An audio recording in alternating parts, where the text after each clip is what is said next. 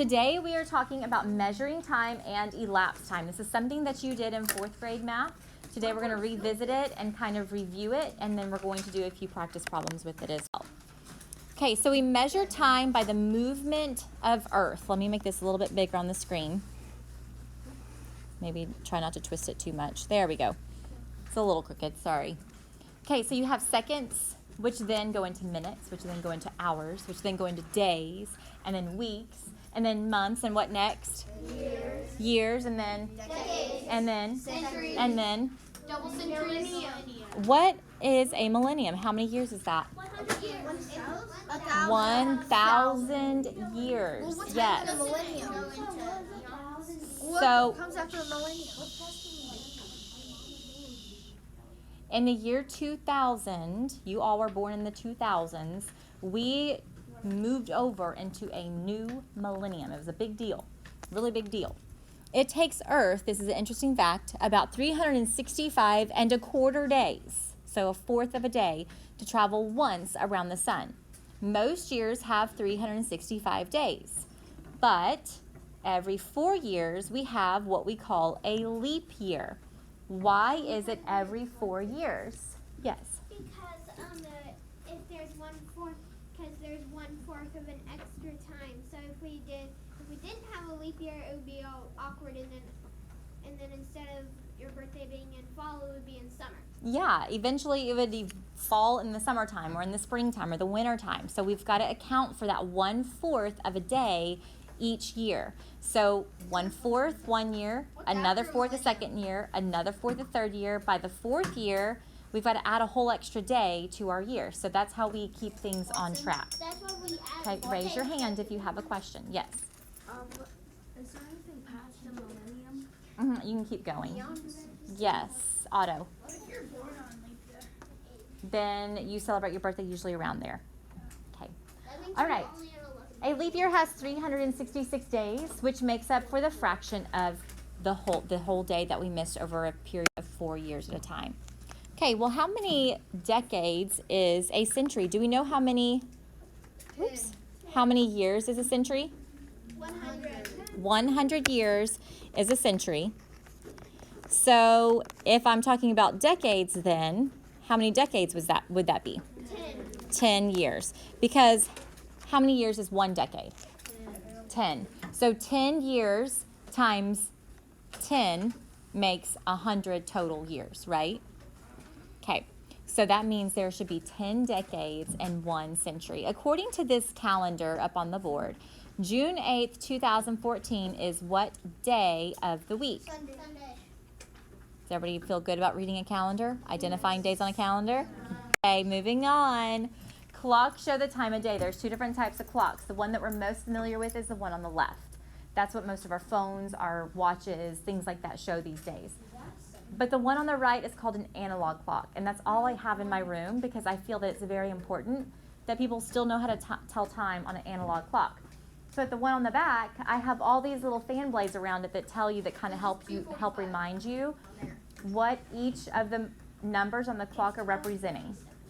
So the one's representing 5 minutes after, 10 minutes after for the 2, 15 after for the 3, and it also can be broken up into quarters. So a lot of times people will say, oh, it's a quarter after 1.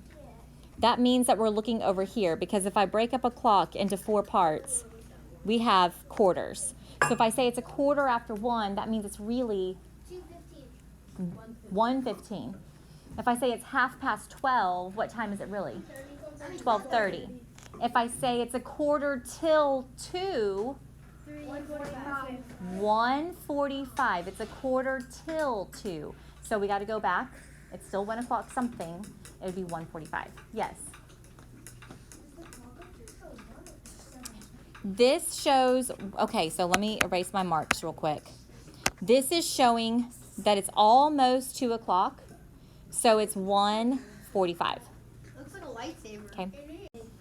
All right, sometimes we refer to the time of day using fractions of an hour. So that's what I was just kind of giving you examples of. A quarter hour is 15 minutes. Why? Because 60 divided by 4 is 15. Very good. And how many minutes are an hour? 60. 60.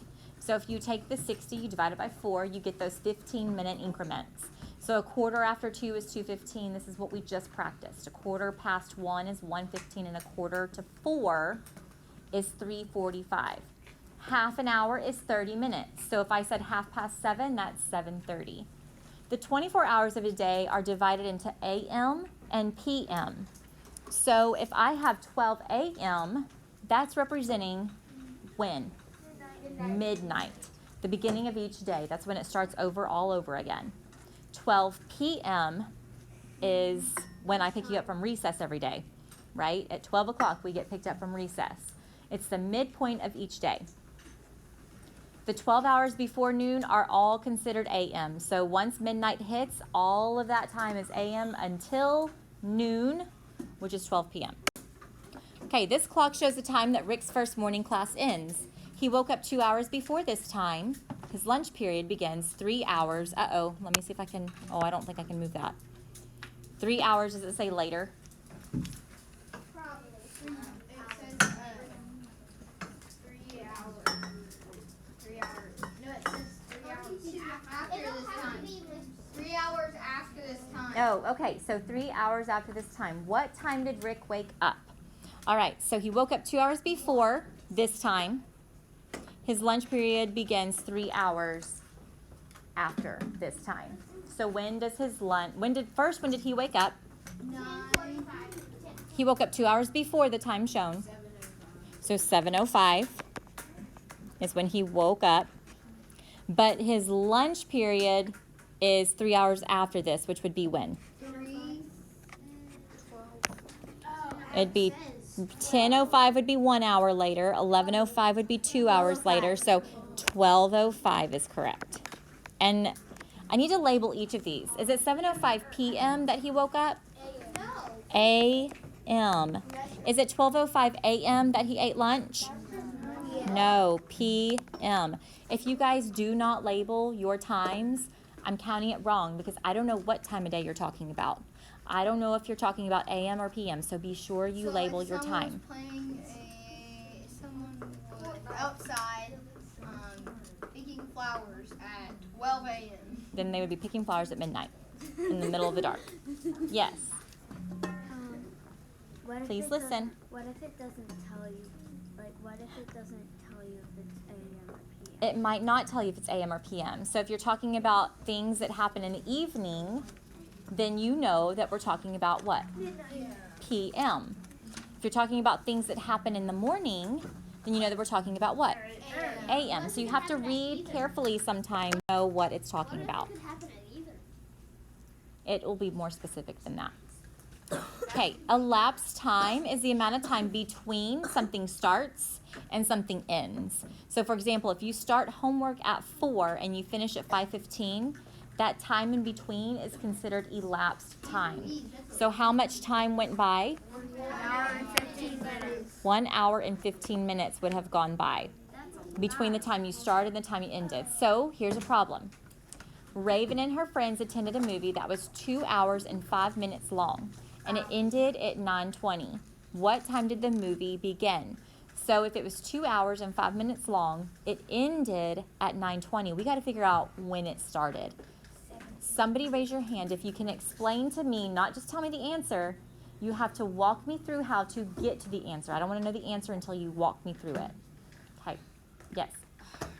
So first, you should take the easier one, like take the 2 hours, and then subtract 2 minus 9, and then it gets you 7. Then you subtract the 5, the 20 minus 5, and that gets 15. You put and then you put the 7 in the hours place, and then the 15 in the minute side, and then so the time started at 7:15. 7:15 a.m. or p.m.?